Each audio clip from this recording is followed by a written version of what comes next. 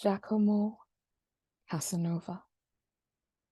He's been dead for over 300 years. Why is his name still synonymous with seduction to this day? Or was there more to him? Well, to answer that, I did a lot of research. I read 2.5 books.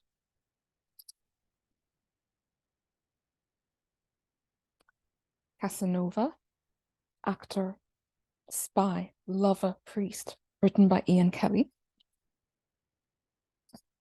This one.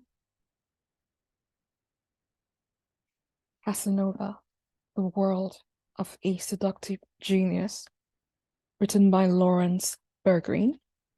And third was Casanova's own autobiography, well, his memoirs at least, that he was writing at the time he died, titled The History of My Life. It's 3,000 pages long, so I only skimmed through. But I'm going to share my findings with you, and I hope you enjoy this story. So to share that, I'm going to have to share my screen. I'm going to get into this one.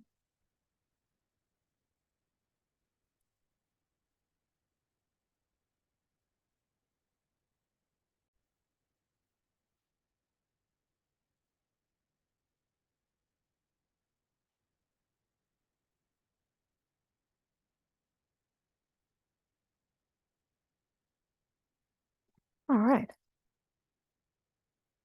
So you'll be amused today, where he's still alive, at the way we think about him. You'd be amused. Casanova was one of the first celebrities of the modern world, and yet he wasn't good looking. He wasn't well educated. He was from a very poor family. He held no position of power. He was no statesman. He was a nobody. So why do we all know his name? Did his game with women make him famous? I mean, surely there were lots of other players in Italy with more resources. Let's see how this story begins. So it was the 1700s in beautiful Venice. That's where it all began. There was a flamboyant stage actress known as Zanetta Ferrucci, living in Venice at the time. And she was all the rage. Her stage name was La Buranella because she originated from the colorful island of Burano near Venice. Her father was a cobbler and they were very poor. But Zanetta was an ambitious young woman. So first she became a courtesan and then she worked her way into becoming an actress. And so she had multiple lovers.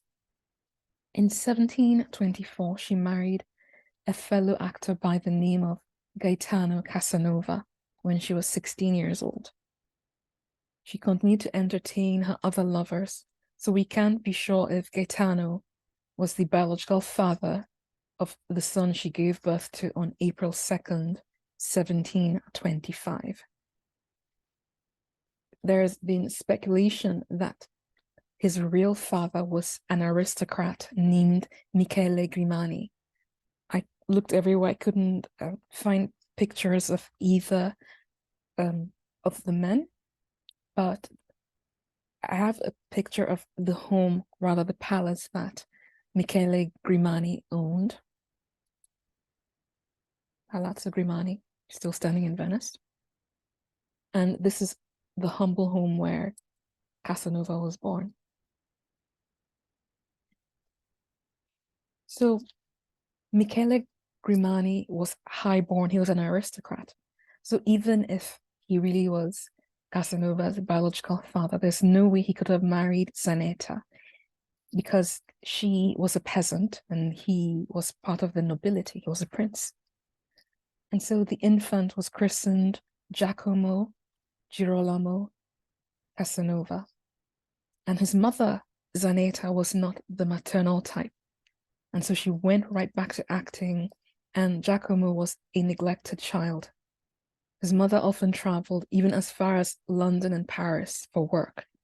And don't forget, this was in the 1700s. She even gave birth to Giacomo's brother, Francesco Giuseppe Casanova, who became a great painter in London. And she remained there because she was dating the Prince of Wales, who was the father of her second son, Francesco. So Giacomo had a rough childhood, being rejected by his mother and not knowing where he belonged, whether he was actually a prince or the son of an actor. And with only his grandmother to look after him, he grew up like a street urchin. His father died when he was 8 years old. And oddly enough, Giacomo had no memories of his life up till that age. In fact, his earliest memory was about a visit to a witch, because Casanova had these terrible nosebleeds all through early childhood. So let's see a quick video about his first childhood memory. His life begins in Venice in 1725. He is only 8 years old when his father dies. His mother is an actress, coveted and glamorous, celebrated on the stages of Europe. But he will miss her too, because she is constantly on tour, leaving little Giacomo in Venice. Venice, the ancient lagoon city. He'll be shaped by it, just like his grandmother, who barely keeps the sickly boy alive. Constant nosebleeds weaken the child's body. After all, Grandma can only think of one last thing. Casanova's first memory is a traumatic experience. My grandmother calls me into a gondola and takes me to the island of Murano. There, a witch is waiting for us.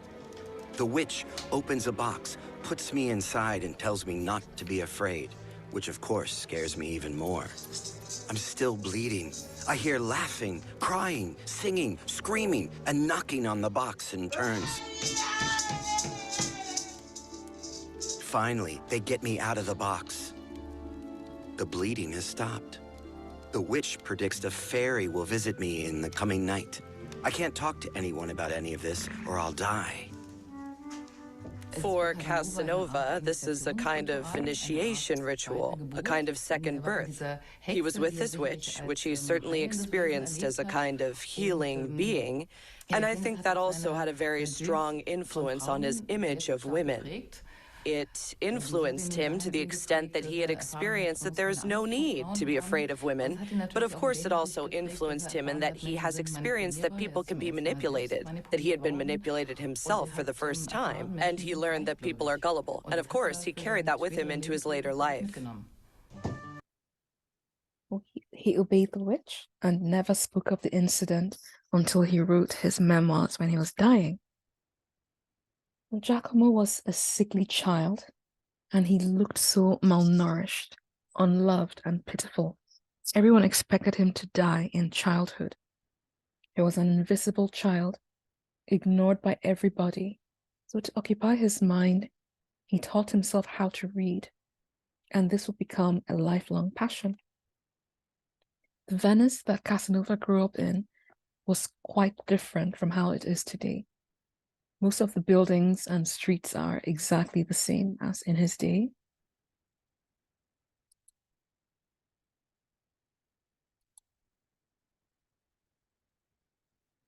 But people wore masks every day. It was part of daily life back then, not just during Carnival. So you could even say they wore masks literally and figuratively, because you just couldn't tell with people. This is the society he grew up in.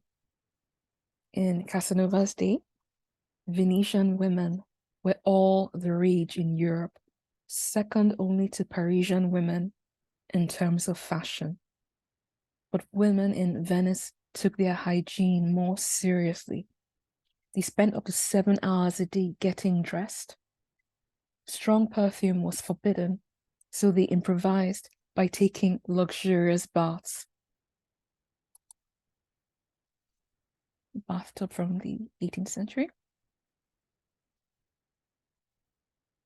So they scented their bath water with mint, musk, and myrrh. And a popular face treatment was a meat mask made from strips of veal that were soaked in milk and then plastered on people's faces to smoothen the skin. And then after that, they spent countless hours dyeing their hair different colors. Women held a lot of power in Venetian society. For example, if a woman needed a break from her marriage or whatever, she could go and spend an entire day using the gondola. They were quite different from how they are now. They had these little private cabins back in the day. And so they would go on little excursions on gondolas, and nobody knew what happened in those cabins except for the gondoliers. That's what they're like nowadays. And gondoliers were sworn to secrecy and banned from revealing any information about the doings or comings and goings of their patrons. What happened on the gondola, seat on the gondola, they weren't allowed to tell anybody where these women went. Not even the husbands knew where they went or what they did. And just like in aristocratic marriages, once a woman had produced an heir, she could basically do as she pleased. And so the husbands had multiple mistresses and the women had the freedom to do what they wanted as well. And if a gondolier revealed secrets, he could lose his job at best or get drowned at worst. It was that serious. And as I mentioned before, people wore masks every day, not just at Carnival. So I think you can see where this is going. Masks provided a level of anonymity, and infidelity was so rampant. The convents of Venice were brothels where tourists from all over came to sleep with nuns. This is the environment that Casanova grew up in. That's what shaped him from his childhood, because he had no parental figure, really. So when Giacomo turned 9 years old, his mother took him on an overnight boat ride and dropped him off at a boarding house in Padua. What it looked like back then. He was dropped off at the home of a Slavonian woman and basically left on his own and at her mercy. So imagine having a landlady when you were just 9 years old. There were other boys living there, and the landlady made them all share the same plate and cup of soup during meals. So meal times were always disgusting. The boarding house was rat infested, and young Casanova and the others got eaten alive by insects and by lice in the hair. At that time, Padua was one of the greatest centers of learning in all of Europe. The University of Padua has been in operation since the year 1222. And so people have been coming there for centuries. So young Giacomo Casanova's rent included school fees. And so a priest came around to teach him almost every day. He enjoyed studies and was a fast learner. His health improved and he started growing bigger almost overnight. But he was always hungry. And so he was forced to steal food to survive. He wrote to his grandmother explaining that he would die if he continued to live with this landlady. His bed sheets were always dirty. It was just a filthy place. So grandma rushed over and saw it for herself. She immediately moved him somewhere better and paid his rent for 1 full year. She decided that Casanova was going to be a priest and arranged for his training to move in that direction. Becoming a priest was his only sure way out of poverty. So he continued to study under the same priest. And not only did he excel academically, Casanova also became an accomplished violinist. 2 years into his studies, Giacomo's mom invited him and his teacher to Venice to a dinner party she was hosting with her English entourage. And at this dinner party, 11-year-old Casanova told his first dirty joke in flawless Latin. But I'm not going to share it here because that's not what this activity is about. But those who heard it were very impressed by how witty and intelligent the boy was. One Englishman immediately gave his watch to Casanova, his pocket watch, because he was just so impressed with the boy. Everybody praised him, and his mother was proud of him for the first time in his life. And so, basking in all the adulation he felt in that moment, Giacomo Casanova decided that he wanted to be famous. And when the 4-day trip ended and they were back in Padua, 11-year-old Casanova set his sights on his first conquest, the first girl he was going to seduce, or try to anyway. She was 13 years old and her name was Bettina. She was his teacher's younger sister and the person who was tasked with grooming his hair because he'd shaved it off after getting lice, and she was helping him grow his hair back. Casanova's mother had sent Bettina 12 pairs of gloves and some silk. And so this made things easier, but too easy. So Bettina would come over and start brushing Casanova's hair while he was still in bed. She would then wash his hair, his face, his neck, and his chest. One day she showed up with a pair of white stockings that she had handmade for him. What they look like, and this is how men dressed back in the day. So she helped him put them on, and in so doing, noticed that his thighs were dirty, according to her. So she then decided to wash his thighs for him. He never stood a chance. And then after she'd done that, she stopped showing up. Casanova tried everything he could to bring her back, but she had moved on to a 15-year-old boy. And then not long afterwards, Bettina was infected with smallpox, and it ravaged her body completely. In fact, did it so horribly that her beauty never returned, and she got married off to some peasant farmer. But this experience set Casanova on a new course. He wanted to understand women, and so he vowed to educate himself on the art of seduction, on love, and on women. His mother went to Venice again, and when he went to Venice to meet her, before she left for Dresden, he didn't know that it was the last time he was going to see her until he was in his mid-20s. Some historians believe that Casanova's mother had wounded him so deeply by abandoning him that he was searching for her in all the numberless women he would go on to seduce. When he was 12 years old, he got enrolled at the University of Padua, and by his 15th birthday, he'd already been assigned to the San Samuele Parish Church in Venice. He wasn't really an ordained priest yet, but he was very close. Back home, Casanova became the protege to a Venetian senator named Alvise Gasparo Malpiero, a very wealthy bachelor in his 70s. Malpiero owned one of the most celebrated homes in Venice, Palazzo Malipiero. I couldn't find a picture of Malipiero himself, but that's his palace in Venice. And he usually hosted the who's who of Venice, of Venetian society, at his palace. So Malipiero and Casanova regularly had dinner together at the palace, and during one of their meals, Malipiero told Casanova that he was interested in a certain 17-year-old girl, the daughter of a very powerful Venetian impresario.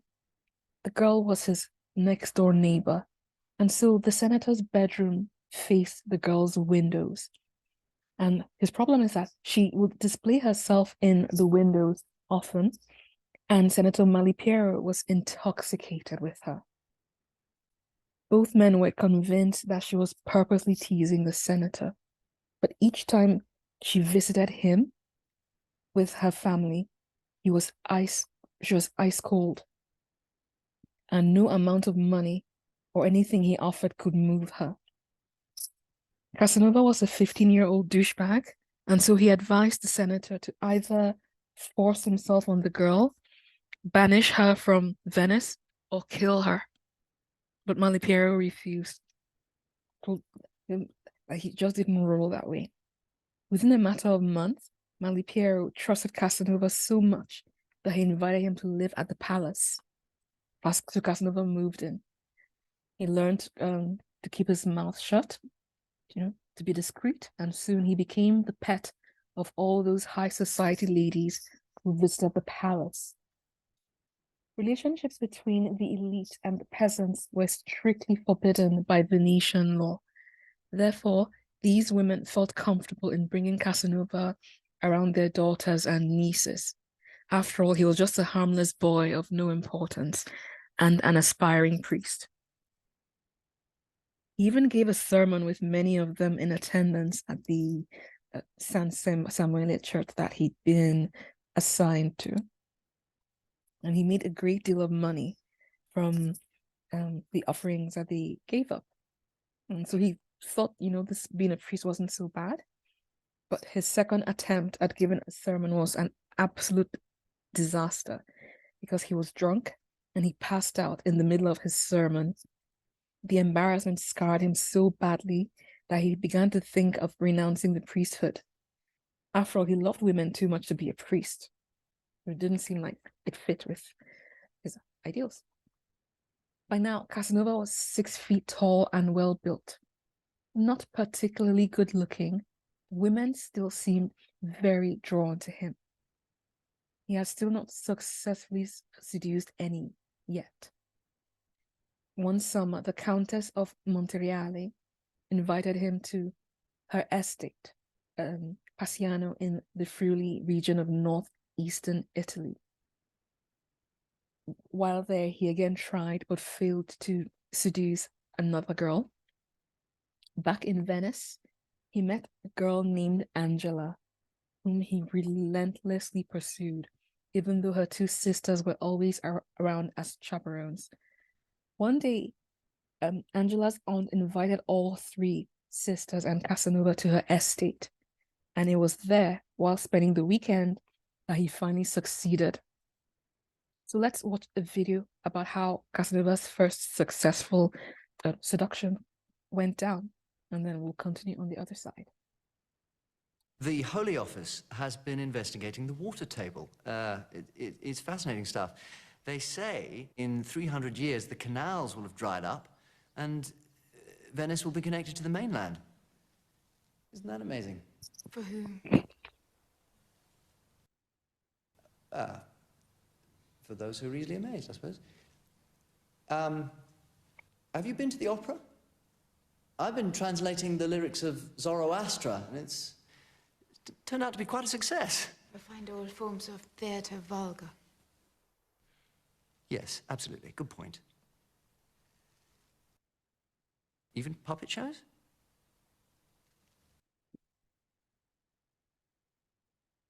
Anyway, have you heard the Elector of Saxony has bought the Duke of Modena's entire collection? I don't suppose you're interested in art. No. Quite right, too.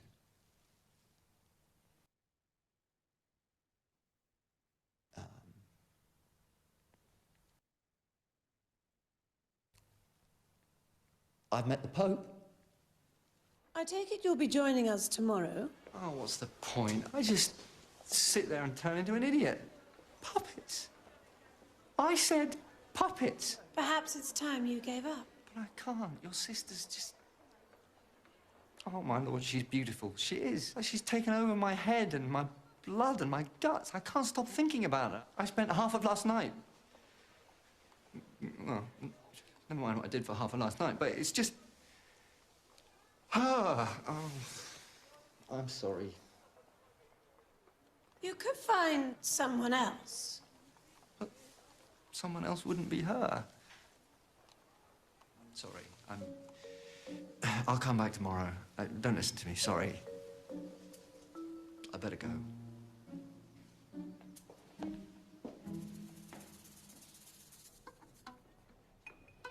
The sisters Tasello. Is there something wrong? Is it Angela?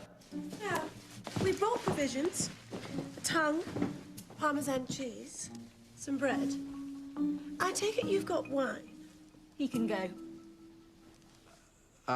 Rocco, thank you. Very good, sir. If you need me, just call. This is very kind, thank you. But what's it for? We're bound to work up an appetite. We like what you said as you were leaving. Not when you were talking to our sister. That was the nonsense all men come out with.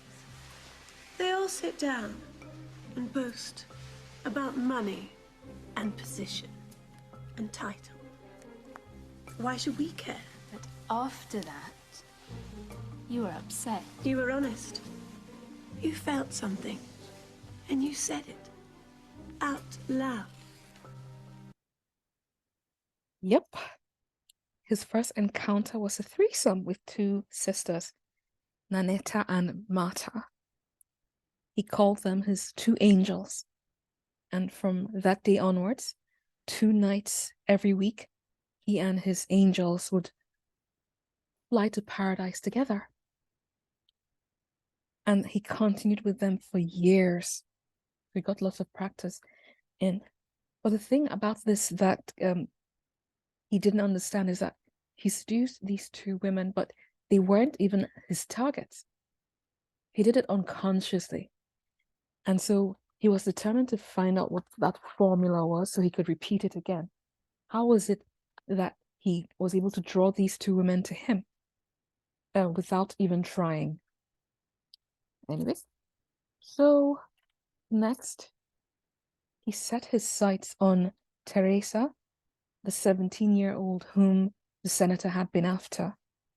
And unfortunately, Senator Malipiero walked in on them. And that was how Casanova got thrown out of the palace. His next conquest was a newly married woman whom he took on a carriage ride. He took a carriage ride with her, and a thunderstorm started while they were on the ride. And this woman was terrified of storms. So Casanova persuaded her to come sit in his lap so he could protect her from the storm, and then he took advantage of her. His grandmother died when he was 18 years old, and his mother decided to sell the house he was living in, and so he was facing homelessness. He sold everything in the house and pocketed the money with no regards to his younger siblings.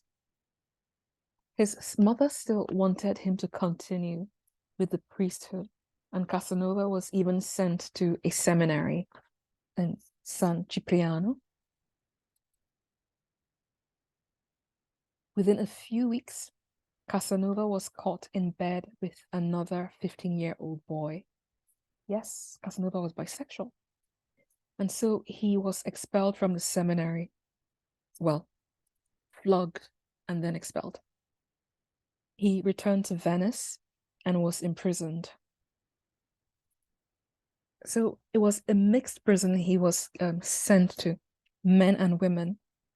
And whilst there, Giacomo made an acquaintance with a Greek woman, and he received a gift from this said Greek woman. It was gonorrhea, his first STD. It shook him so deeply that when his 2 angels came to pay him a conjugal visit in prison, he refused to entertain them. Eventually, he was freed from prison. Took a few weeks. And then once he left, he decided to head to Rome because his mom had made arrangements for him and set him on a trajectory that if he followed, he could eventually become a bishop and who knows what after that. And so he was sent to Rome to serve under a cardinal on his way to becoming a priest. So within days of arriving in Rome, Casanova had already seen 3 people whom he was interested in seducing. 2 of them were nuns, and 1 was a castrato. So, castrati, plural, were young boys who had gotten castrated before they hit puberty. At that time, Italian boys who were, particularly gifted with sensational singing voices, they would get heavily sedated, taken into an alley, sedated with opium, and then castrated before they hit puberty, so that their voices didn't break and deepen, so they could maintain that pure pitch. Because at the time, women were not allowed to speak in church, let alone sing. No women could join choirs. And so if you wanted a soprano, you needed a boy who hadn't hit puberty yet. I'm going to play a video clip to give you an idea of what those kinds of voices sounded like.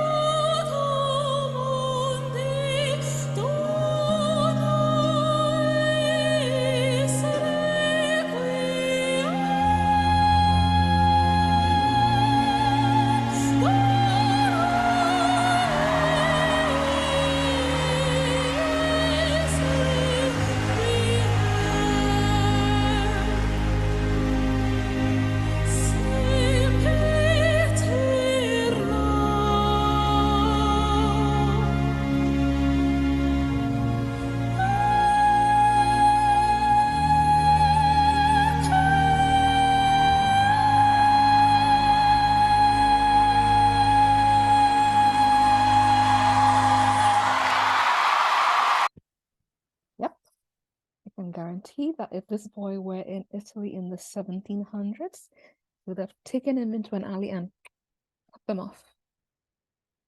Around 4,000 boys were castrated a year. 4,000 boys a year.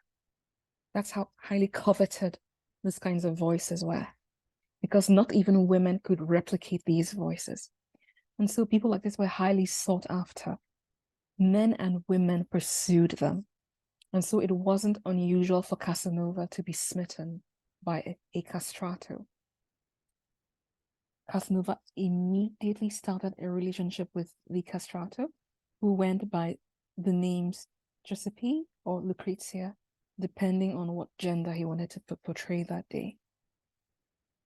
Casanova went on a mini womanizing spree, but unfortunately he tried to seduce a certain noble Roman lady, and he stepped on the wrong toes, and he got kicked out of Rome.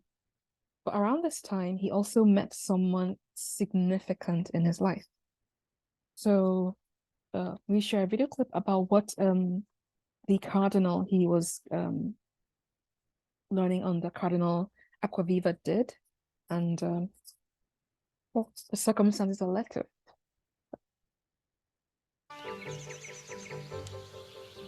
He must leave Venice and try his luck somewhere else. I have always relied on divine providence, he says retrospectively. He shares his carriage with a lawyer on a business trip to Rome. He immediately likes the lawyer's wife, Lucrezia.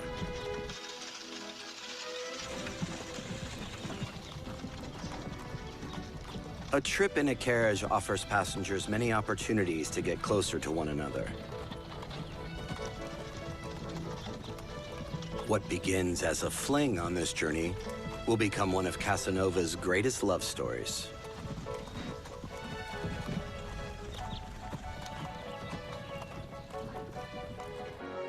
Rome, the holy city, the power center of the world's largest religious community. Casanova even succeeds in being admitted to the Pope in the hope for employment, and with an extraordinary request. I asked the Pope's permission to read all the forbidden books. He gave them to me with his blessing. Casanova becomes secretary to the mighty churchman Acquaviva, but without adhering to the associated rules. Casanova is ready to put everything at risk once again for his freshly rused love for Lucrezia, this time his promising career in the Vatican. It's a very spicy liaison. He has also made friends with a lawyer, even though the latter suspects that Casanova is courting his wife. Casanova becomes the family's constant companion. During the sociable excursions to the countryside, he finds many opportunities to inconspicuously get away with his beloved. 9 months later, she has a child from her husband or Giacomo Casanova. The daughter is christened Giacomina.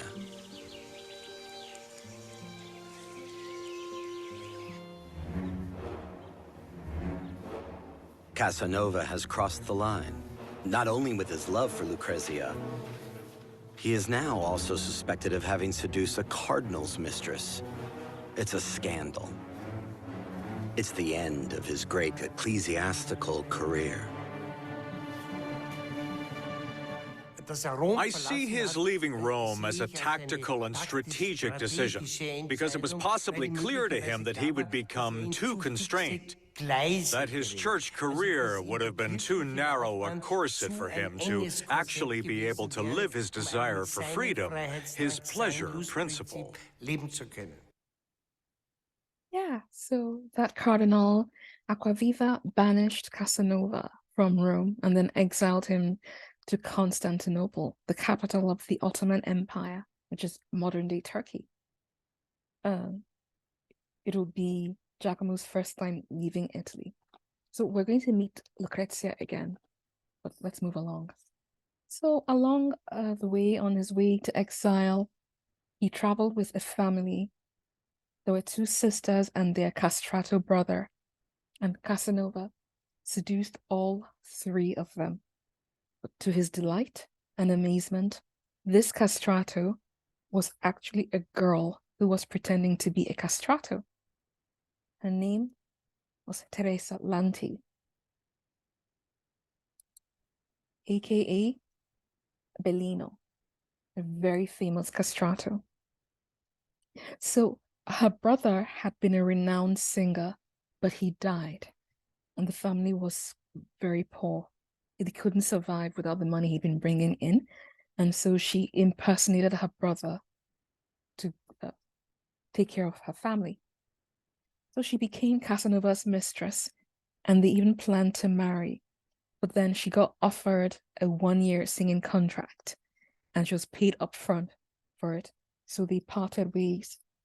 She wouldn't be leaving Italy with him after all. She headed to Naples to start work, and Giacomo sailed to Corfu to prepare for his trip to Turkey. In Corfu, he met a wealthy Arab fella who made him an offer. If Casanova agreed to marry his 15-year-old daughter Zelmi, and if Casanova converted to Islam and lived in Turkey for 1 year, he would hand over all his wealth to Casanova. But Casanova wasn't allowed to see the girl because she was fully veiled. And so he gave Casanova some time to think about it.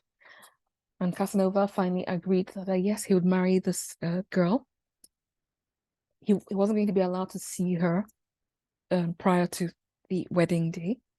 But a few days after he'd agreed that he was going to marry her, he showed up at the house and he saw a veiled woman at the house.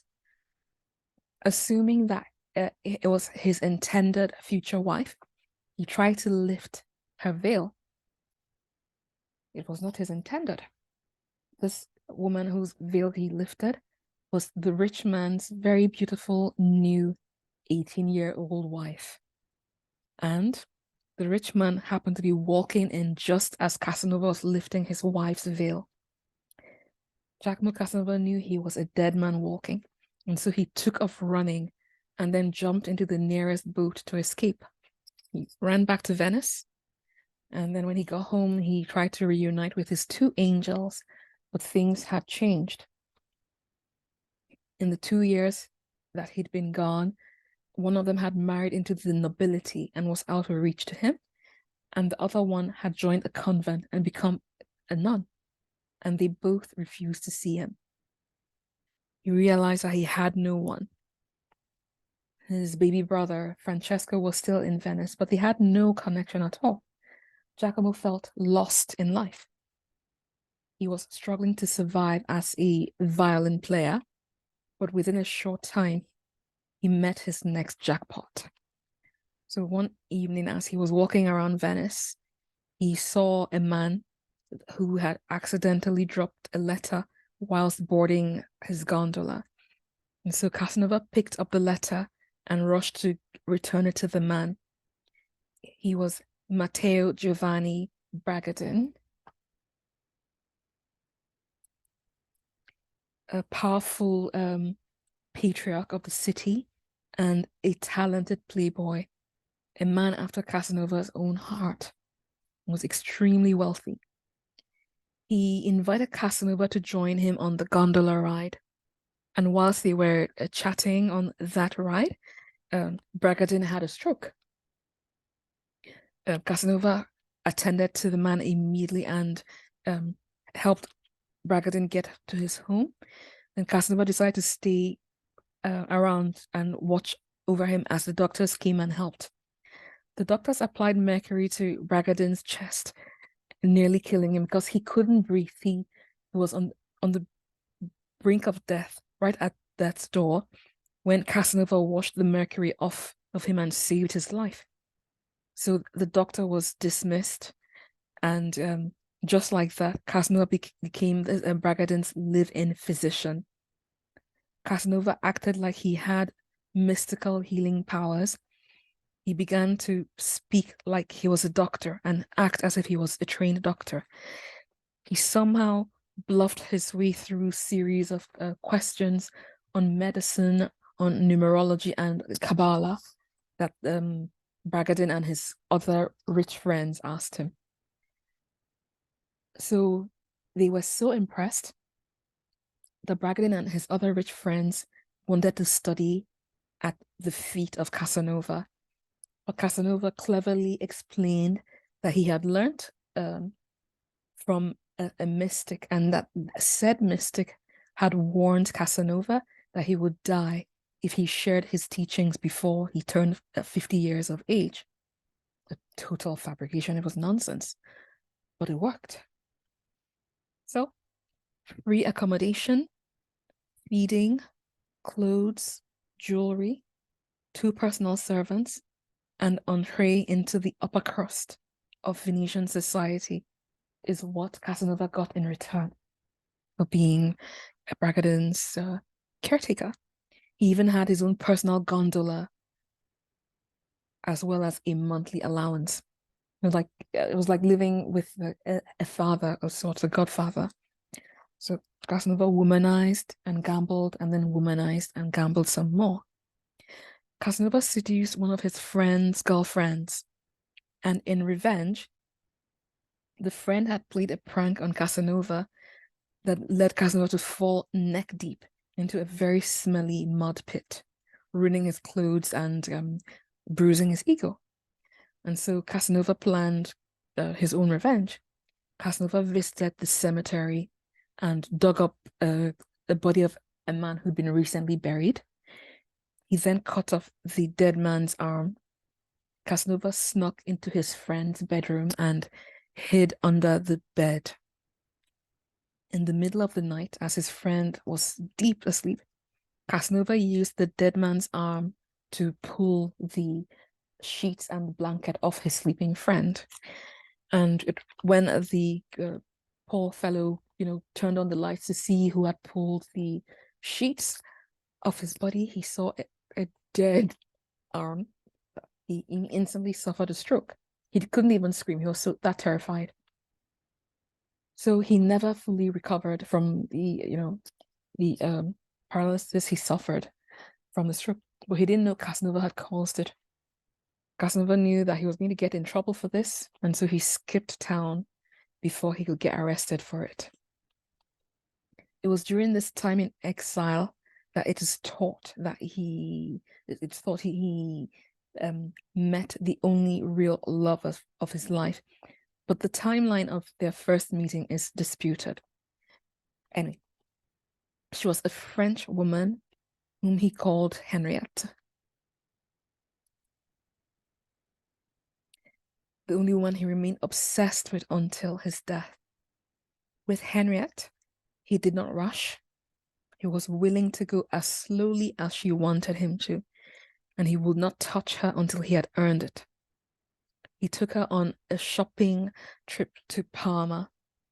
Remember that shopping spree scene in Pretty Woman?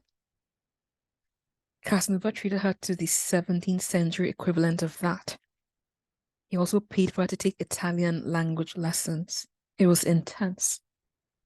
3 months into their relationship, he wrote in his diary, quote, "The joy that flooded my soul was far greater when I conversed with her during the day than when I held her in my arms during the night.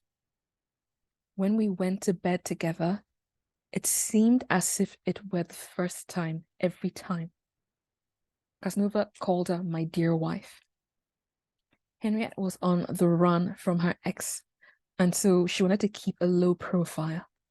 But Casanova wanted to show her off and shout from the rooftops. So I'm going to play a little clip about Henriette and Casanova's time together, and then we'll move on. And Casanova does get away to Paris. In an inn, he meets a mysterious soldier who reveals himself to him as a woman. For Casanova, it's a challenge to fathom her role play. She allows herself to be seduced, but she keeps her secret. He had never met a woman so passionately combined with spirit and sensuality. They feel like soulmates. Casanova knows nothing of her heritage, but he suspects that she must come from a distinguished family. She takes off her soldier's uniform, but it is important to her to remain incognito. She has Casanova call her Henriette. She greatly fears being discovered. She doesn't tell her new lover why. The beautiful stranger will be the great love of his life. I spent 3 months with her in the same infatuation and was always happy. Until the day Casanova wishes to proudly present her to the world. Initially, it's a complete success. His beautiful conquest is admired by everyone. But she fears to be recognized by one of those present. Someone who knows about her secret. She is a member of a French noble family and fled from her violent husband. Her escape is a scandal that is spread all over the country. She is an unusually emancipated woman for that time. Casanova realizes he is going to lose her. With her appearance, she challenges her fate. And so it happens. She is recognized and decides to return to her family. She cuts her farewell words into a window pane. "You will always forget Henriette."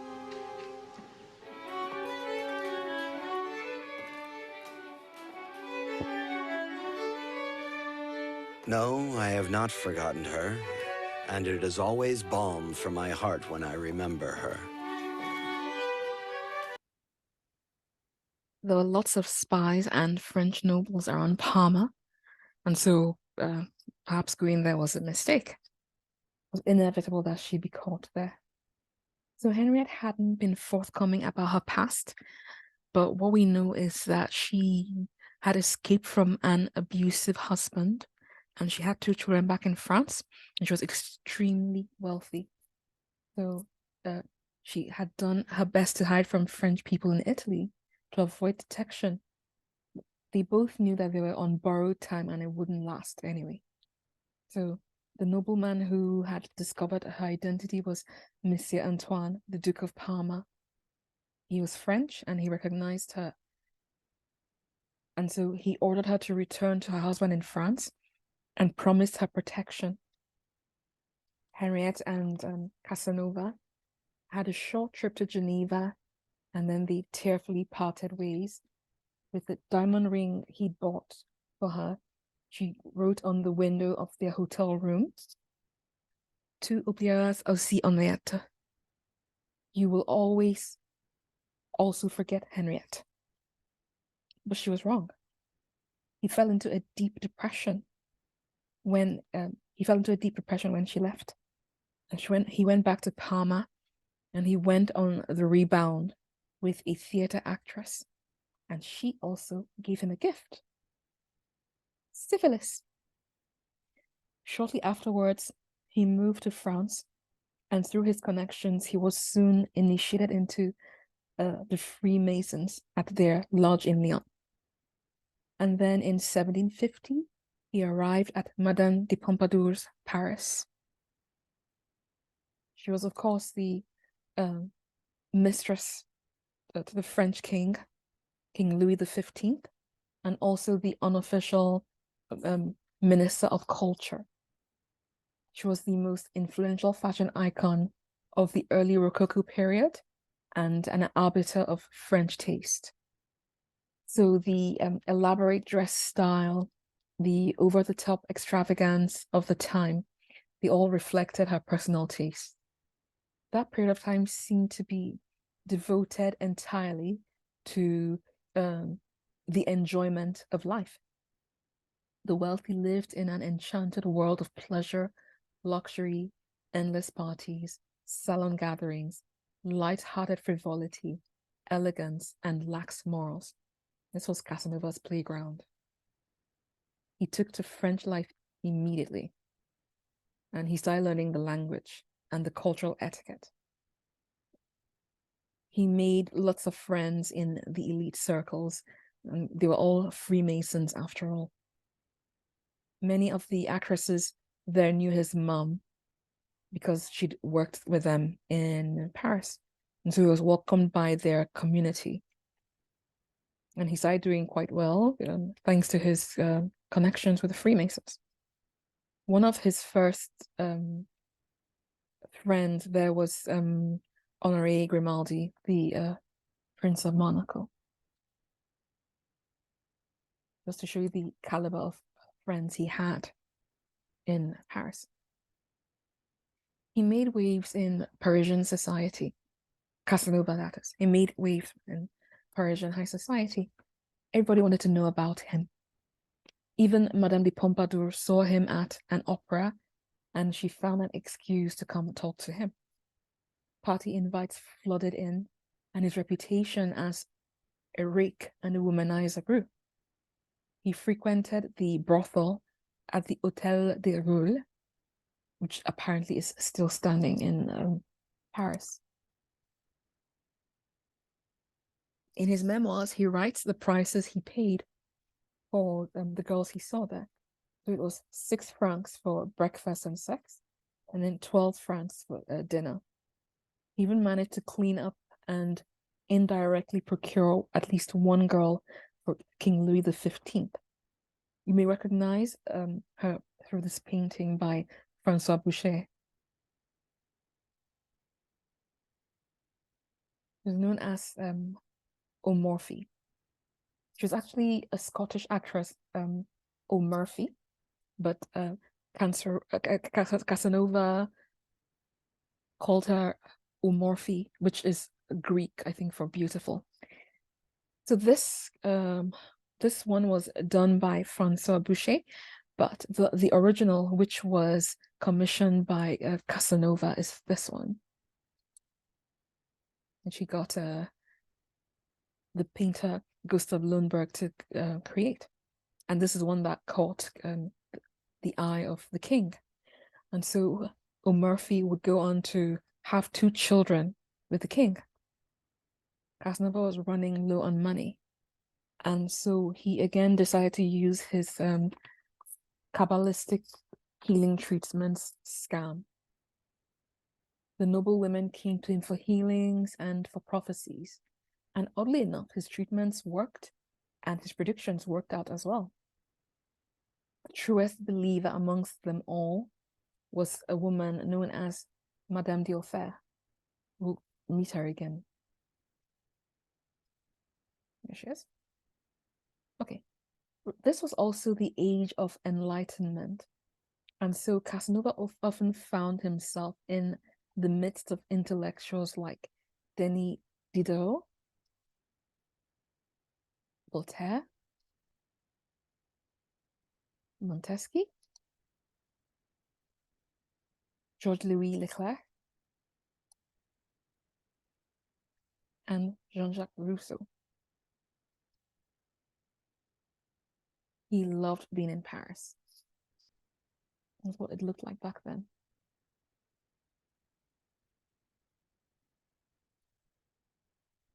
(1700s) Paris. So, even at this time, it was widely known that the people hated the king and that someday there would be a revolution. And don't forget, this was 1750. So their favorite scapegoat, Marie Antoinette, hadn't even been born yet. They already hated the king and there was already talk of a revolution. So Louis XV took a yearly holiday to Fontainebleau,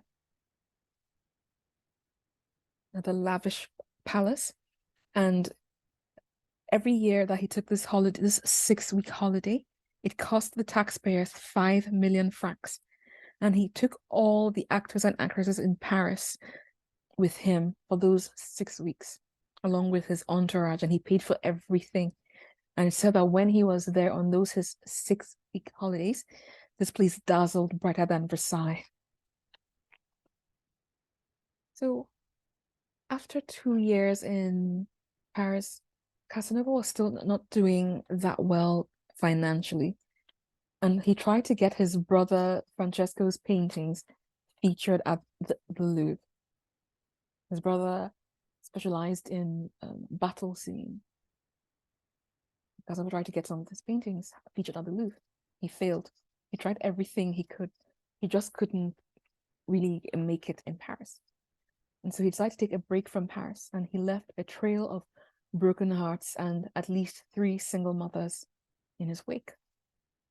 He briefly visited Vienna, but they had a chastity commission there for the peasants. And so there were thousands of spies watching, for any impropriety, so he couldn't get with any of the peasant girls. But he bumped into an old gambling buddy of his, and he explained his predicament. "Ah, not a problem," said his friend. His friend simply gave him the title of Baron and introduced him to a group of other titled women.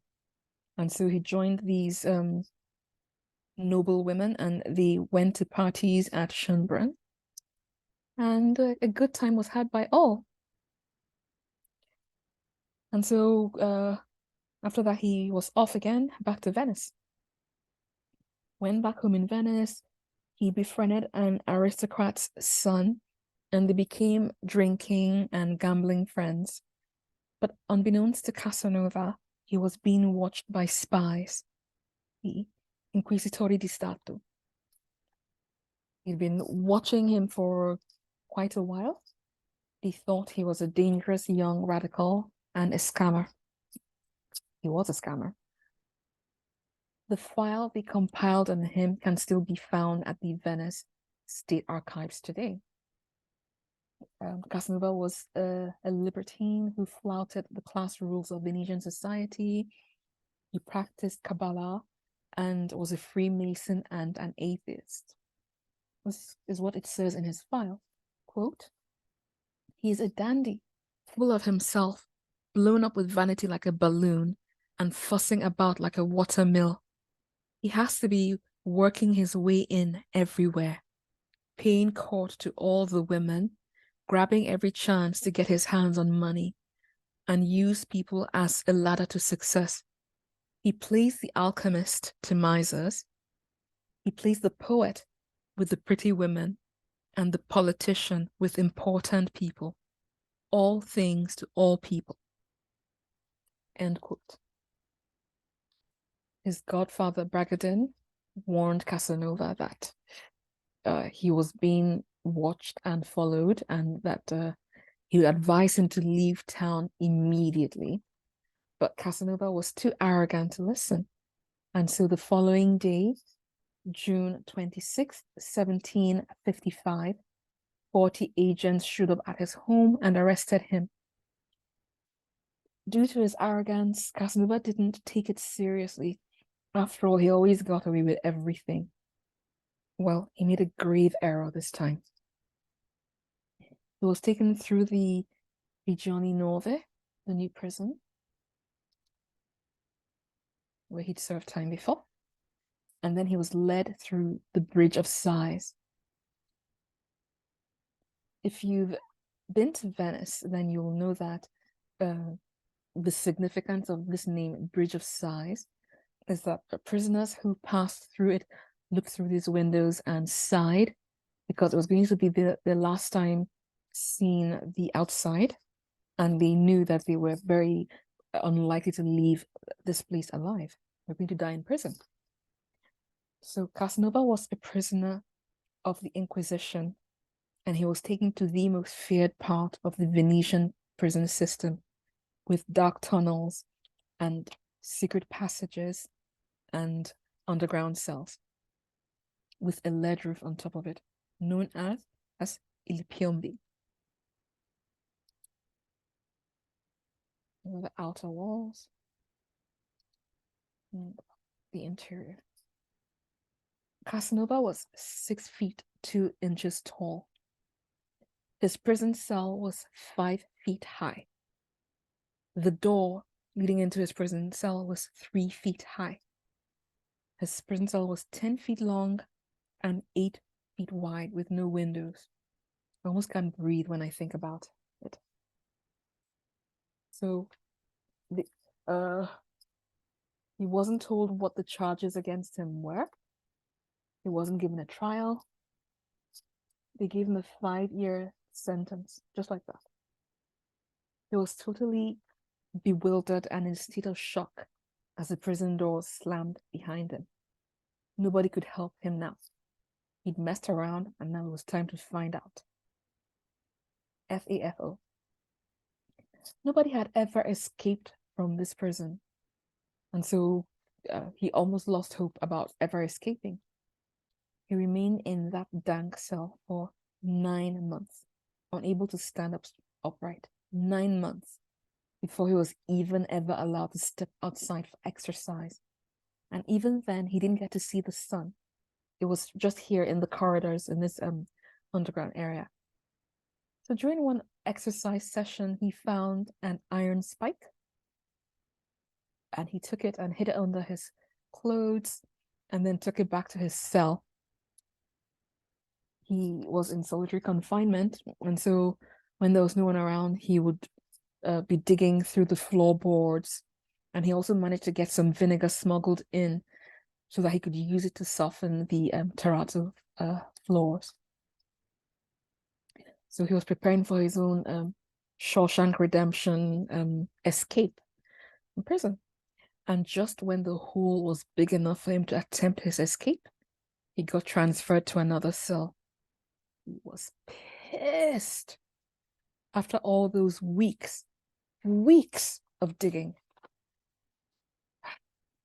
So his new cell was right next to the guard's room, and this time he had a cellmate to spy on him. The hole he had dug in his old cell was discovered, and so now this new cell that he was in, they constantly checked the floors and the walls to make sure that no one, that like nothing was amiss and no one was digging through anything. But the ceiling wasn't checked. And so he got to work on that. He developed a secret communication system with another prisoner, and they both started working on how they would escape.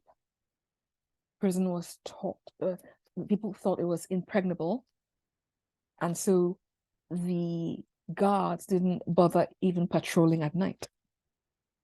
So Casanova and his prison buddy planned their escape for Halloween night, because that was October 31st, right?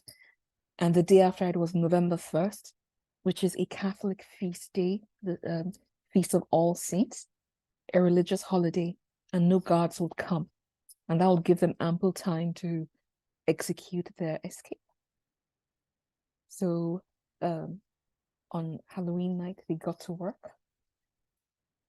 Yeah, and they had more than enough time to push their way through what they'd dug and to peel back the lead roof. And they're able to get out of the prison itself. But they were still locked in the Doge's palace, which housed the prison. This is the Doge's palace in Venice. And these are the doors. Heavy doors. There was nothing they could do to burst through these doors. They were stuck. They didn't know what to do. But that the day after the Feast of All Saints, a guard came to work early that morning and he saw them. And because they were not dressed in uniform, like in the prison uniform, they were dressed in their street clothes, and they had both had the presence of mind to shave their hair and their beards. He thought that they were courtiers who had been locked in overnight by accident. And so he opened the doors for them, and they simply walked out of prison. And to their credit, they stayed calm and walked away slowly. They made their way to a gondola and then headed to the mainland. It was only once they were on their way that Casanova broke down and wept, because he didn't believe that he'd actually escaped from that hell. They went their separate ways because it was going to be easier for them to not get caught that way. With no place to stay the night, that evening, Casanova went knocking on people's doors, looking for a place to sleep. He knocked on a random woman's door, asking if he could get a meal and a place to sleep for the night. She said yes. And so they got to talking, and he asked her where her husband was. And she said, oh, my husband is the head of the police, and they're all out. They're going to be out until they catch those two fugitives that just escaped from the prison. Her husband was a police chief. And so she didn't know that Casanova was one of those escaped convicts. And he made a calculation that this was probably one of the safest places he could be, because the police officers and the head of police isn't going to check his own home or an escaped convict. And so he went in and he had a lovely dinner and slept for 12 hours and then left early the next morning. He walked for 9 days, begging for food and living off the land. And then he was able to get together enough money to buy a donkey, with which he left Italy as fast as he could. Now he was an escaped convict and a wanted man, and so he wouldn't return to Venice for 18 years. So his escape made him famous all over Italy, and actually all over Europe too. People thought he was a prodigy because it had never been done before. He arrived back in Paris on January 5th, 1757. And oddly enough, on that day, a man named Damien had just attempted to kill King Louis XV,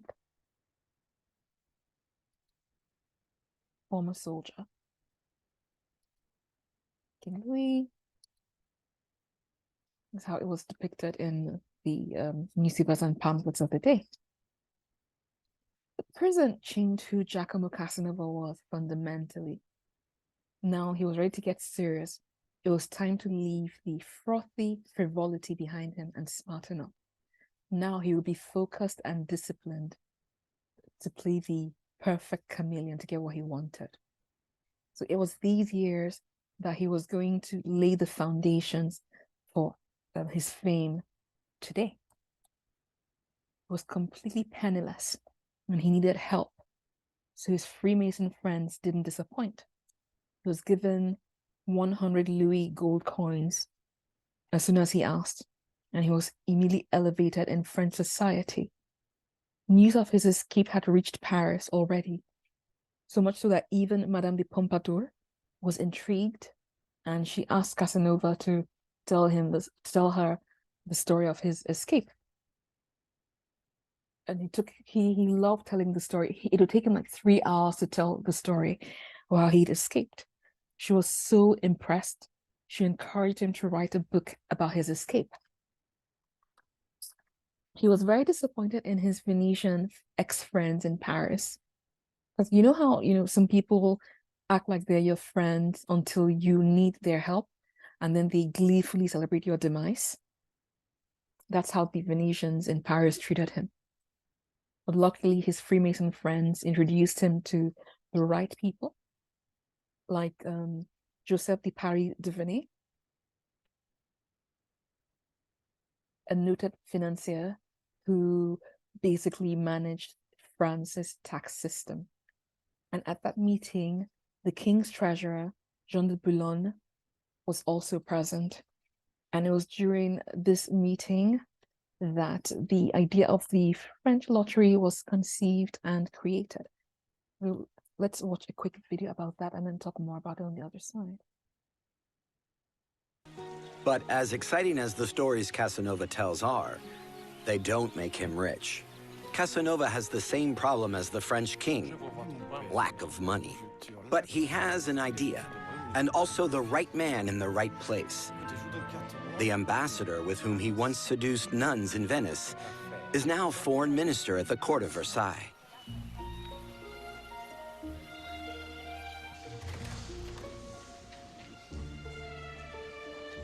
Monsieur. Casanova's plan is as shady as it is ingenious. Casanova à votre service. And he is given the opportunity to present it to the ministers of the court of Louis XV. His money-making machine is based on a fail-safe principle, the principle of hope. With the hope of profit, hundreds of thousands of subjects could be induced to voluntarily fill the state coffers. You just have to tell them that a lottery ticket is the chance of a lifetime.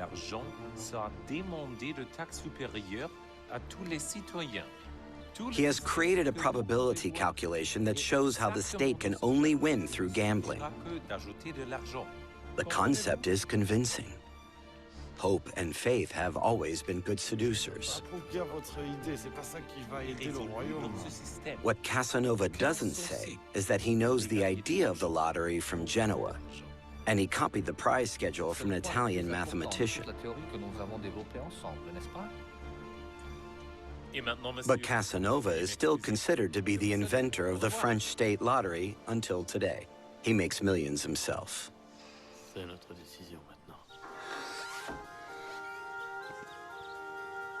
His success makes him very popular with the powerful in France. And the most powerful person in France is a woman, Madame Pompadour. She is the mistress of Louis XV and has her own ballet company, a reservoir for every new playmates for the king. But she also has far-reaching political plans. Casanova offers himself to Madame Pompadour as a mediator for her ambitious projects. With a mixture of power consciousness, business sense, and eroticism, Pompadour essentially determines politics. Casanova, the master of so many roles, meets this challenge. He hopes to win her over too. Casanova was a master of psychological reflections. Therefore, Casanova's encounter with Pompadour was a challenge for him. On the one hand, facing a desirable lady, and on the other hand, offering himself as a mediator in a highly explosive matter for her. And this ambiguity, this walking of parallel worlds, was, so to speak, decisive during those times. You didn't have to deal with the ego, the superego, and the guilt. One lived amorally, but not immorally. And just like that, this penniless pauper became a multimillionaire overnight. One of his former friends, a Venetian, wrote in a letter back home, quote, "Casanova has a carriage and lackeys. He has beautiful diamond rings, 2 tasteful pocket watches, snuff boxes set in gold, and always plenty of lace. He has gained admittance, I don't know how, to the best Parisian society." In spite of all the glitz and the glamour, there was an incident that surprised Casanova around this time.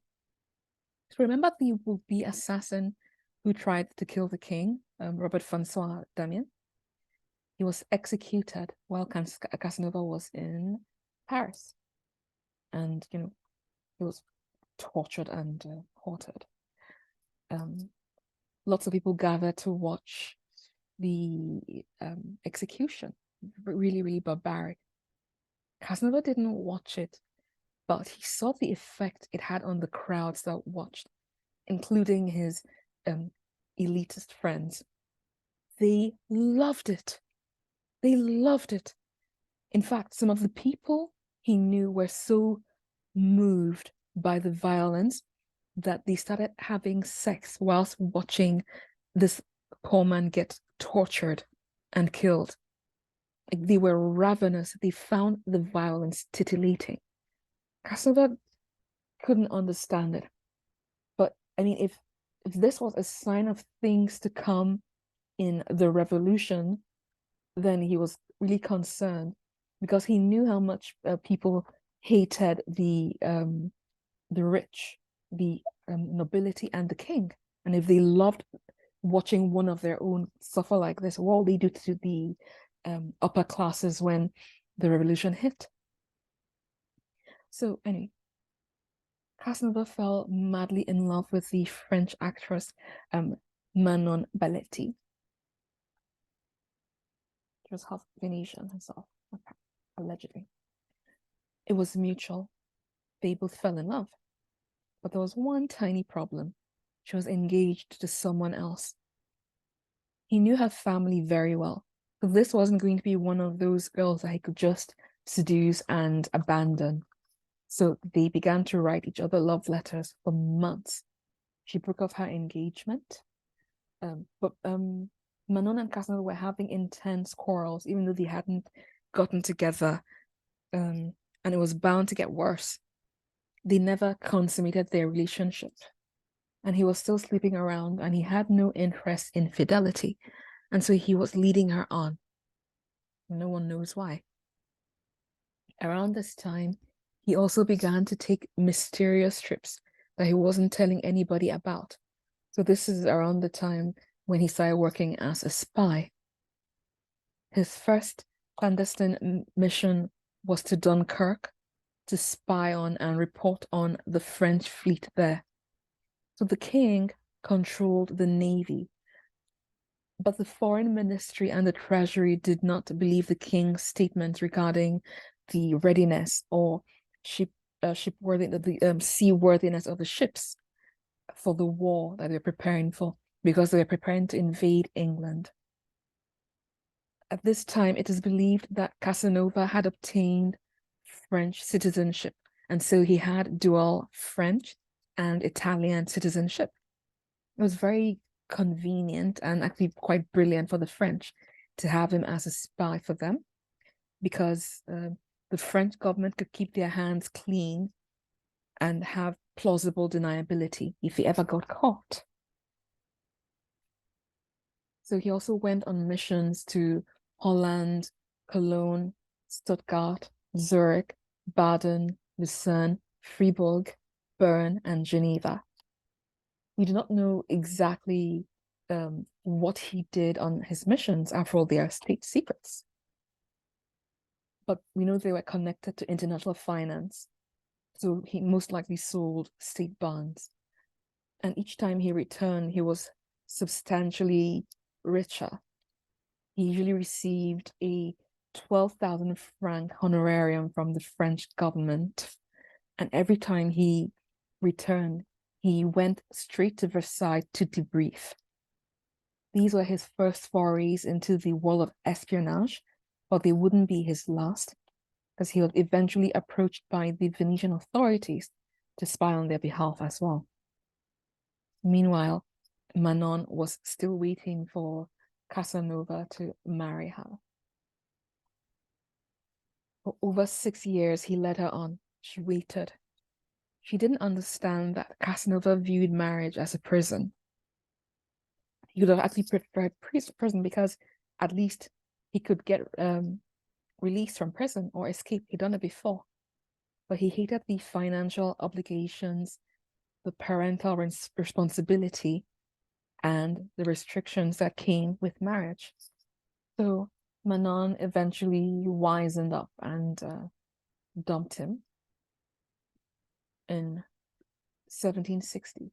She went on to marry someone else, and Casanova was furious, but he had a bigger problem on his hands.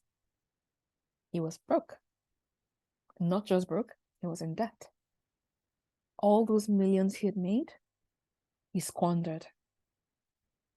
He was offered a French title and a pension if he would renounce his Italian citizenship and become fully French. But he turned it down because he didn't want to be tied down to any woman or to any place. And actually, looking back, he made the right choice, because had he taken the title, he would have become part of the French nobility, probably would have settled down in Versailles, and would have been there when the revolution hit. And I'm sure people have been very, very happy to cut off his head. So he bought a Chinese silk manufacturing company, but he ran it to the ground. He was terrible at running businesses. He was also running 6 different lottery shops in Paris, and he lost the money. So all the staff he hired were women he was sleeping with. He used up his money to buy them homes and lavish gifts. He then borrowed money heavily to try and save the business. To no avail, it didn't work. Once again, he found himself in the arms of the law. This time he was in a debtor's prison in Paris, but his rich friends were able to bail him out. Casanova had made plenty of enemies in France, and so it was time to find new stomping grounds.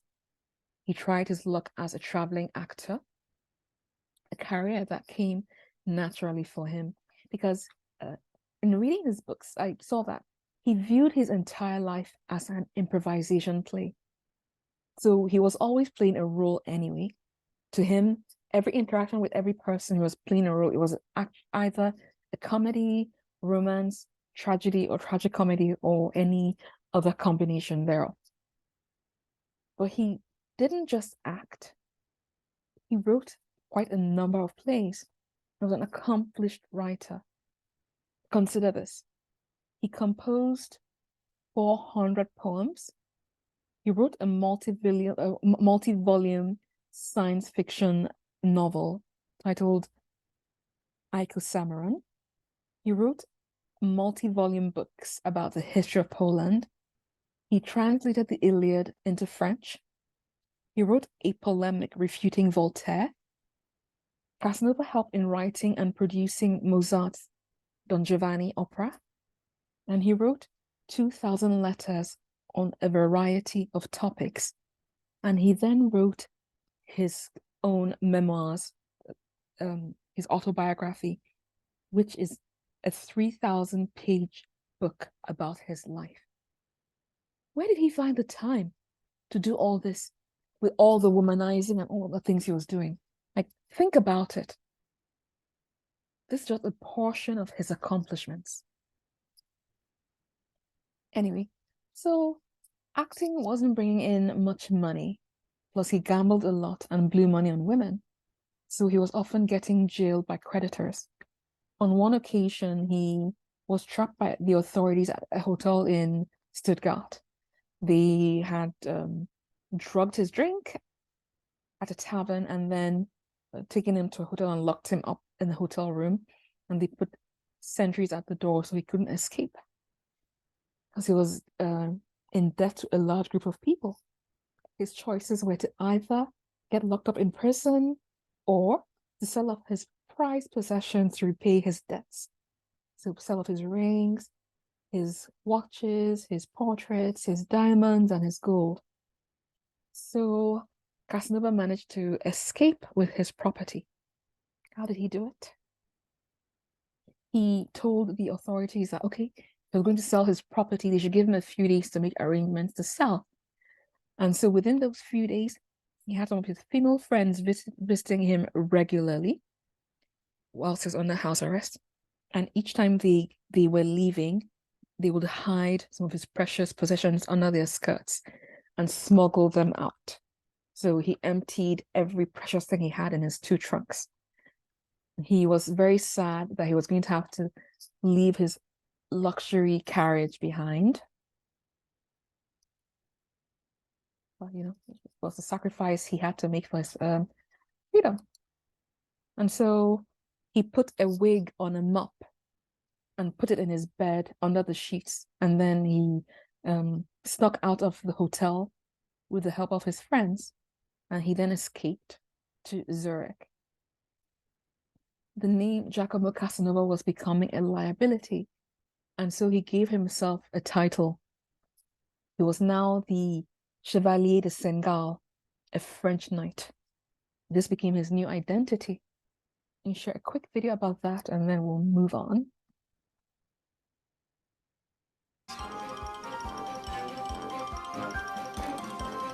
Right, I need a title. What's my title? You haven't got a title? Well, let's make one up. What was the name of that river we passed? The Seine. Seine. Seine-Mont. Saint-Galt. Saint-Galt, yes. I shall gain access to the court as the Chevalier de Saint-Galt. Monsieur. Merci.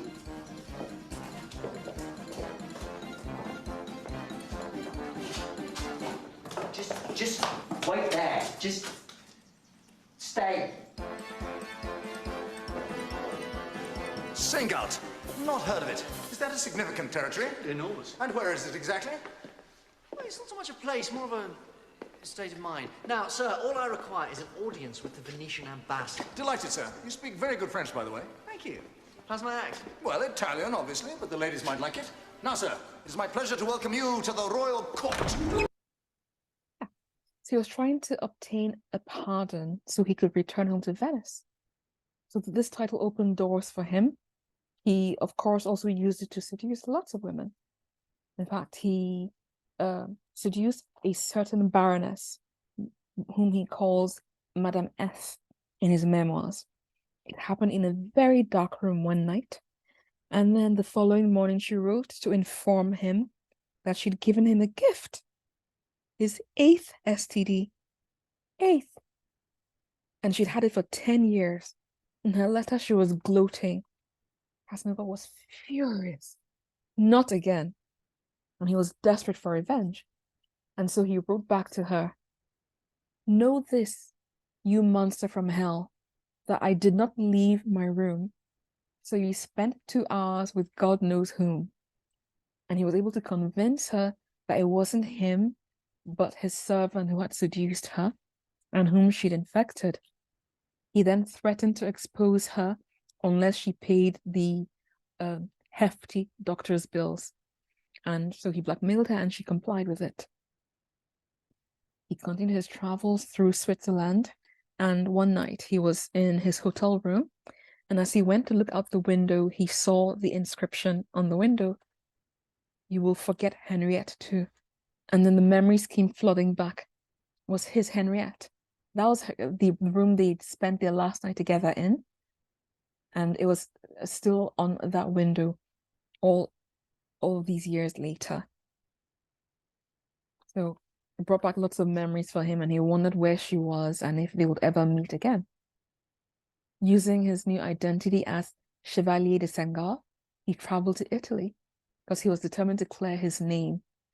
First, he went to Florence, and whilst there, he went to the opera. To his utter surprise, the aria was sung by none other than Teresa, aka Bellino. Remember the castrato from his past? The one who'd been pretending to be a castrato? She was now a very successful singer, the one he'd promised to marry, right? This was now 20 years later. She was very happily married, and so she refused to have anything to do with him. But she introduced Casanova to her son, and Casanova nearly fainted when he saw the boy, because it was like looking into a mirror. This was his son. Casanova wanted to take the boy with him. The boy's name was Cesarino Lanti. It would have been too awkward because the boy didn't know Casanova was his dad. And so they just spent, a marvelous day in each other's company, and then Casanova left. He headed to Rome, hoping to get a papal dispensation so that he could return to Venice a free man. His younger brother, Giovanni, was an up-and-coming painter in Rome. Both his younger brothers were successful painters, and at that time, they were actually more famous in Italy than he was. With his brother's connections and also with his past as a former priest, Casanova was able to finagle a meeting with the Pope, mostly because the cardinals were fascinated by the story of his escape from the prison in Venice. The following day, the scoundrel Casanova met with Pope Clement XIII, and Casanova charmed his pants off. Pope Clement laughed so hard he doubled over, clutching his ribs. The Pope gave Casanova a medal for his achievements in the arts and sciences, as well as a doctorate diploma sealed with the papal seal. It was a doctorate for civil and canon law, which he'd studied at the University of Padua. He still needed that pardon to return to Venice, but he wasn't going to push it any further. In the meantime, he visited Naples, and he even got to meet King Ferdinand IV of Naples there.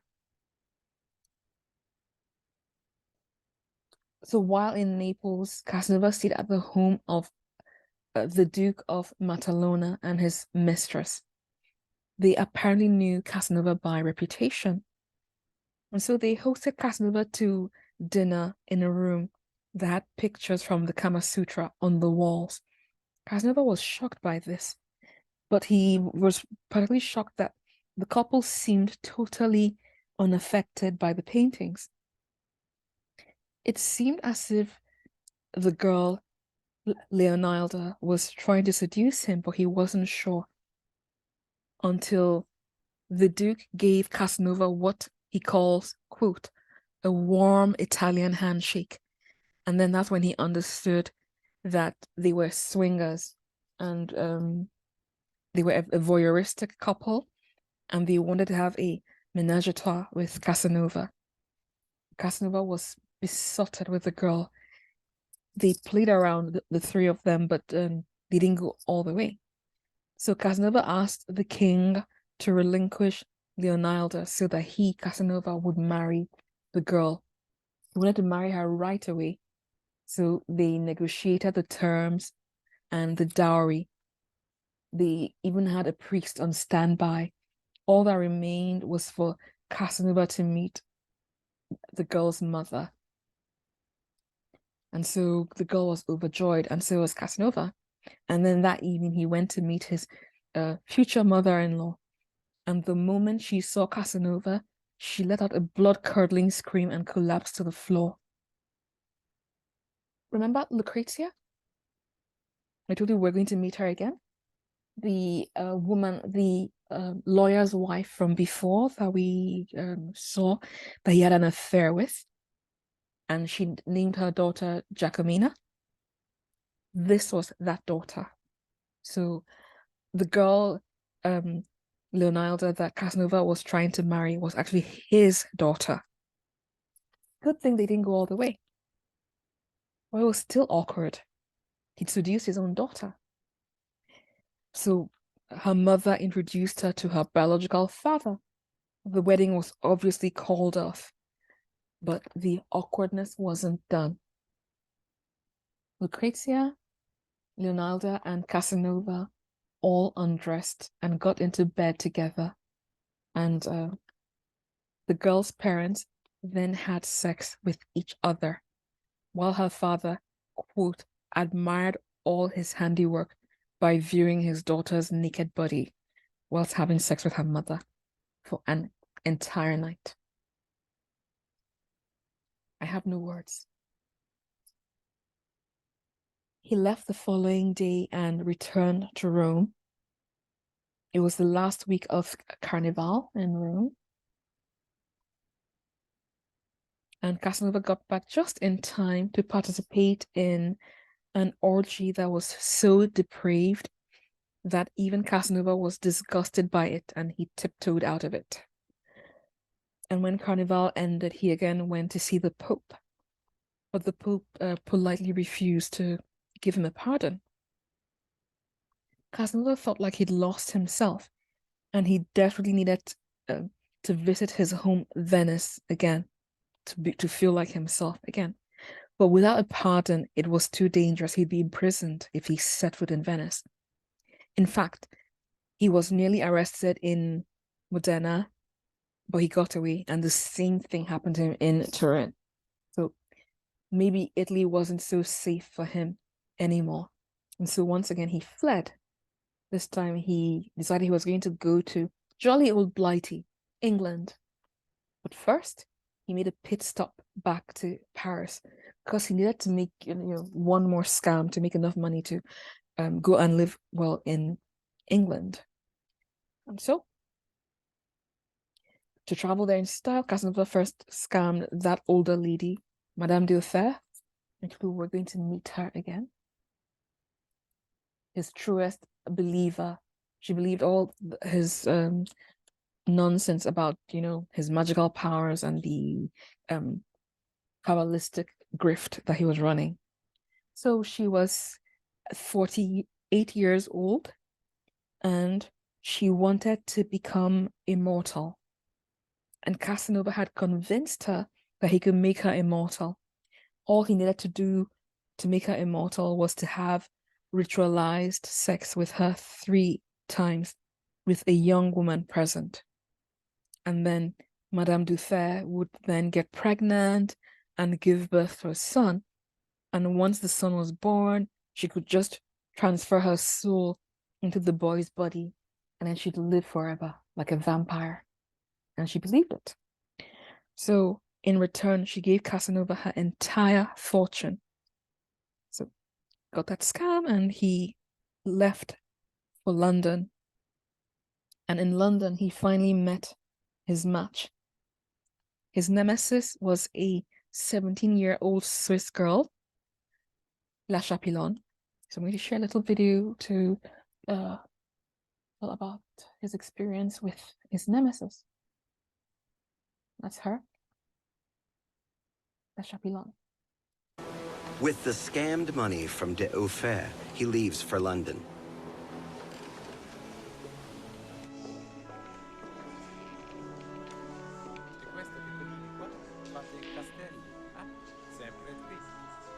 Here, too, Casanova socializes in the salons of fine society and understands how to stage himself as a dandy. Here, Casanova meets an extraordinary and dangerous woman, Marianne Chapillon. She's a much sought-after beauty for sale. For sale only at a reasonable price, and also very choosy. Casanova has not yet lost his lust for the game of seduction. However, the seducer is already approaching 40,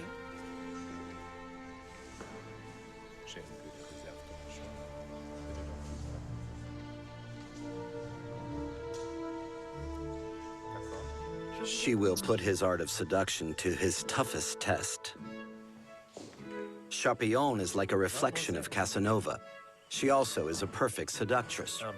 Refined, greedy, scheming. She accepts his many gifts. He spends huge sums of his fortune on her.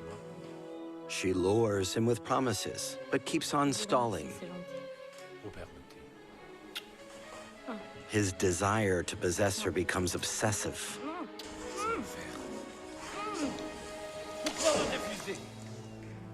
Casanova is beside himself. No woman has ever rejected him like that before, and he has never been so desperate in his whole life. But he knows how to get even. Charpillon is a worse whore than her mother. The talking cockatoo becomes a sensation for passers-by in front of the London Stock Exchange, where Casanova offers it for sale. Decades later, he is still appalled by his behavior towards Charpillon. He had never been violent with a woman before. His charm had always triumphed. What had happened? Had he become too old? In his despair, he had even been on the verge of jumping off a bridge into the River Thames. The great seducer at the end of the line? Casanova and suicide. That's actually an unacceptable paradox because one does not imagine that someone who deals so psychotechnically with love suddenly despairs of love. And it would be interesting to think that Casanova was narcissistically offended by the rejection and therefore weary of life, not out of existential despair par excellence. She put him through hell. She'd seduce him till he was sure that she would give in, and then she'd pull away. Hot and cold, hope and despair, over and over and over again. She even had him arrested and almost imprisoned in England on false accusations that he tried to disfigure her face. She humiliated him.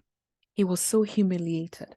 And that's why he got the talking cockatoo to call her a whore, to embarrass her back. The man who couldn't take rejection. So he again got into debt in London. No. He didn't gamble this time. He helped to bail out someone in prison, claiming to be his son, wrote to him asking for help.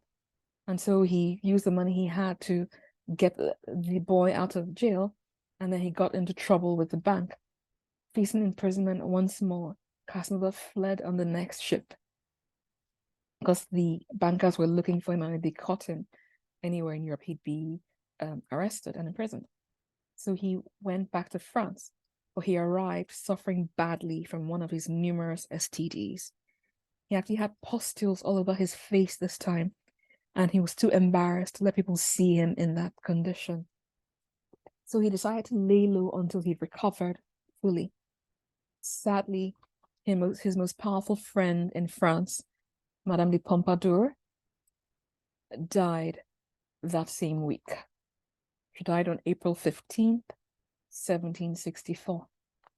And without her influence, he wasn't sure he would get much help from other people. Because following what he'd done to Madame Dufay, his reputation in France was in tatters. So he went on to Germany and then to Russia. Again, he changed his name and title. This time, he was Count Ferruci. He used his mother's surname. And so he arrived in St. Petersburg, and he loved it. First of all, it was the winter solstice, a time when it was dark for almost 18 hours every day. That's also very cold, but everything was cheap. Food, accommodation, heat, furniture, clothes, all cheap.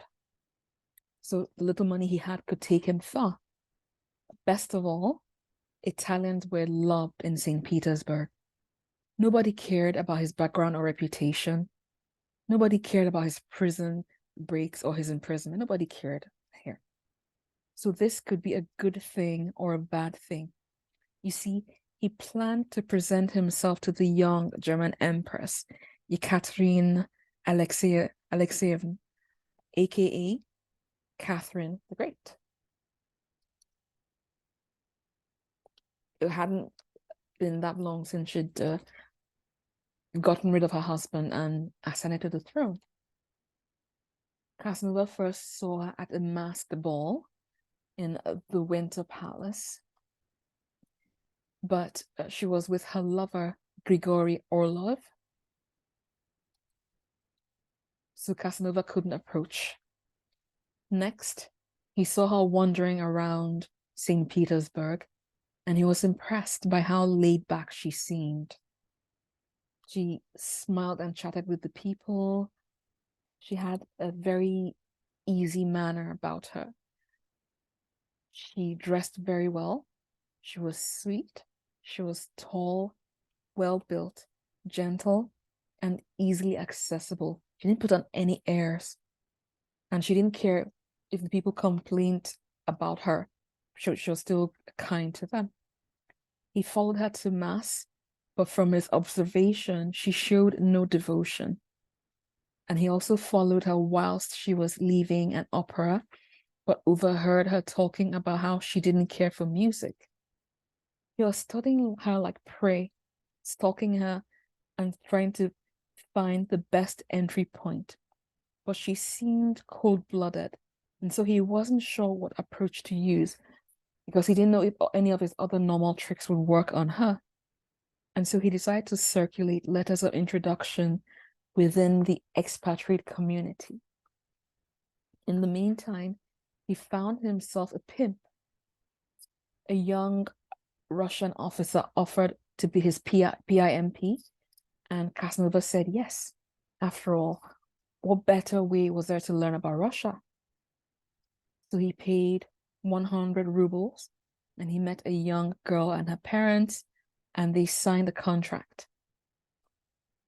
To avoid STDs, he only wanted virgins now. And so he got a 13-year-old girl to come live with him. He dressed her like a French girl and taught her Italian. He named her Zaire. She was a prepubescent girl, and he was in his 40s, but he was terrified of her because she was ferociously jealous, and he feared for his life. For example, he spent an evening flirting and gambling with a very good-looking man one night, and then he got home at maybe 2 a.m. and he was welcomed with a bottle thrown at his head. And then Zaire went on a rampage. Casanova thought she'd gone mad. She fell on the ground and was hitting her head on the floor and screaming. He finally calmed her down, but he began to plot his escape from her because she scared him. By late summer, he still hadn't met the Empress, but he figured out that she took daily walks in the summer garden by the Neva River. And so was advised that perhaps he could try his luck walking along the pathway. And if he was lucky, he'd bump into her. And it worked. He bumped into her there.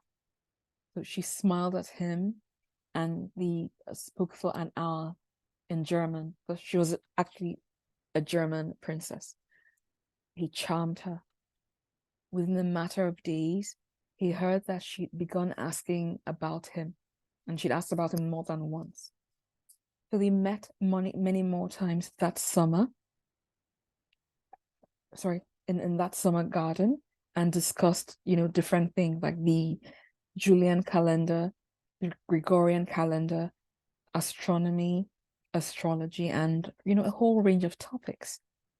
Eventually, the topic of gambling came up, and Casanova hoped he could establish the lottery in Russia and repeat the success he'd enjoyed in France.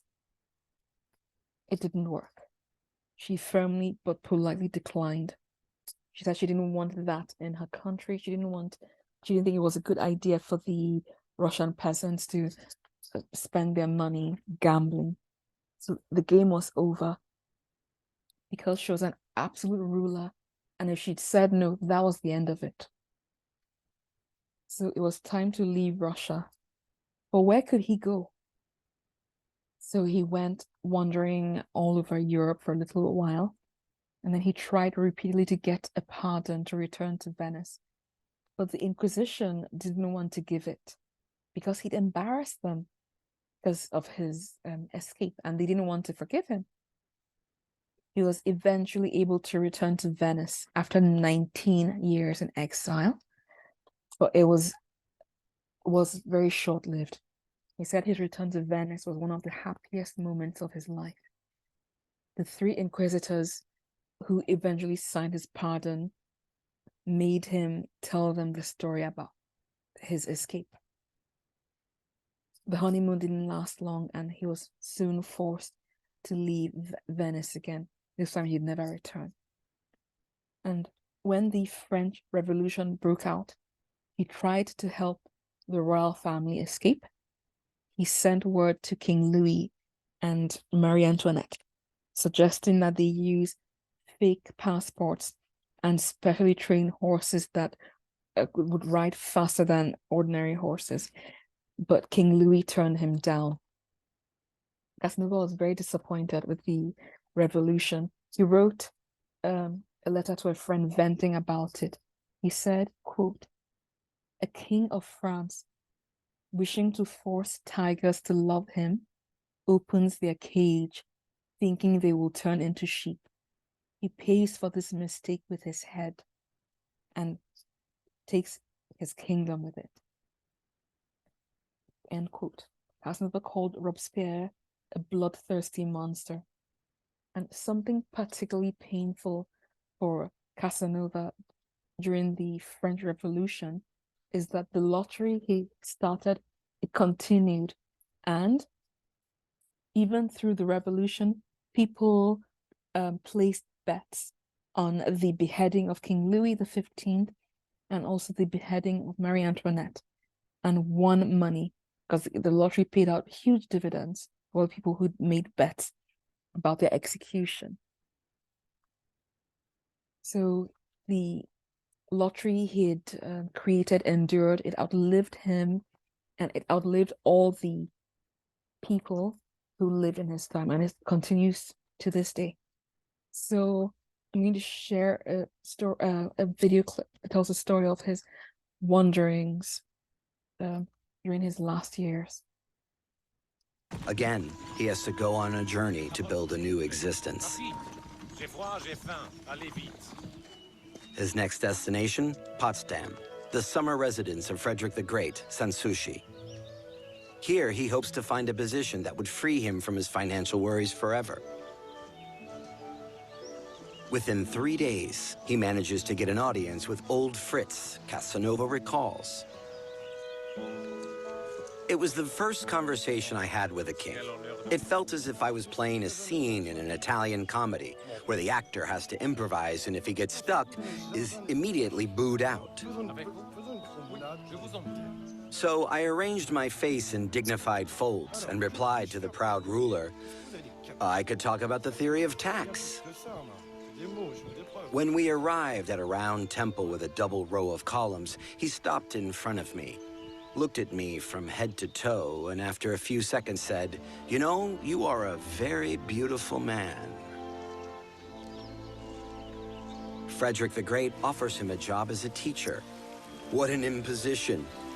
He, Casanova, a teacher at a cadet school? He will try his luck in other European capitals. Will his charm prevail once more? Or should his star really be fading? Once more, he regains his old form. The opera in Warsaw. Casanova is there at the personal invitation of the Polish king. When visiting a premiere, a dispute about the prima donna, a former lover of Casanova, arises. A count, her current admirer, is offended by Casanova. He challenges him to a duel. Casanova is not afraid. He sees this as an opportunity. Being challenged to a duel by a count means being recognized as an equal by him. He will risk his life for that. Giacomo Casanova, the son of an actor from Venice, could soon feel a nobleman.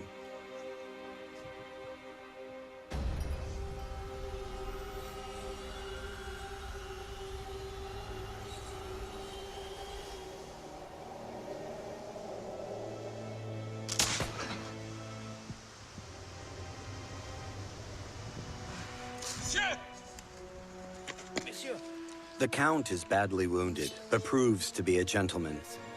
He asks Casanova to flee. Dueling is forbidden in Poland. He must fear expulsion by the Polish king, or worse still, the revenge of his relatives. The Count survives, and Casanova flees Poland. I remembered my sufferings and my joys. I found that I was to blame for all of my own misfortunes, that I had abused every favor of fate. Whether happy or unhappy, life is the only treasure man possesses, and he who does not love it is not worthy of it. For another 20 years, Casanova travels all over Europe. He dabbles at being a theater director, author, publisher, and also occasionally a spy on behalf of the Inquisition of his hometown, Venice. Casanova's last stop? Due Castle in Bohemia in today's Czech Republic. At the age of 60, he finally finds a permanent position as a librarian in the house of Count Waldstein.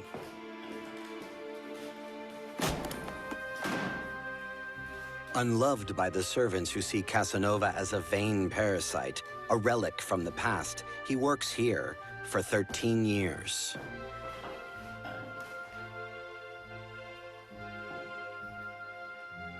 Casanova has lost everything: wealth, charm, the recognition of young women. What does he possess left in old age? The memory through words by writing the story of my life.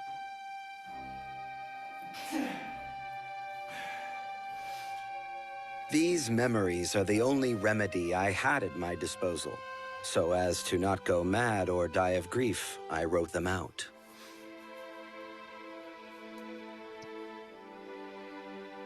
Casanova is not the chronicler of his life when he writes his memoirs, but he develops a broad panorama of society during his time in order to find himself within this public sphere again.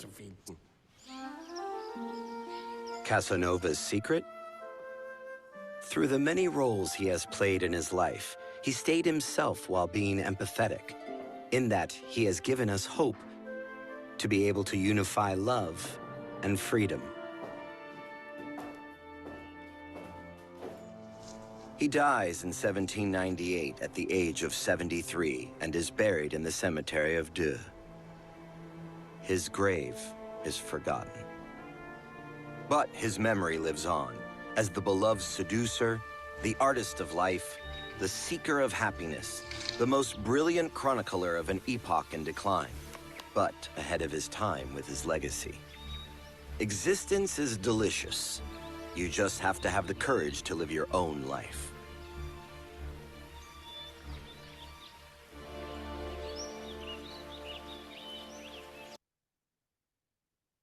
Well, Casanova was a complex character, a bit of an aberration from most historical figures. Because on the one hand, he's this great seducer of women.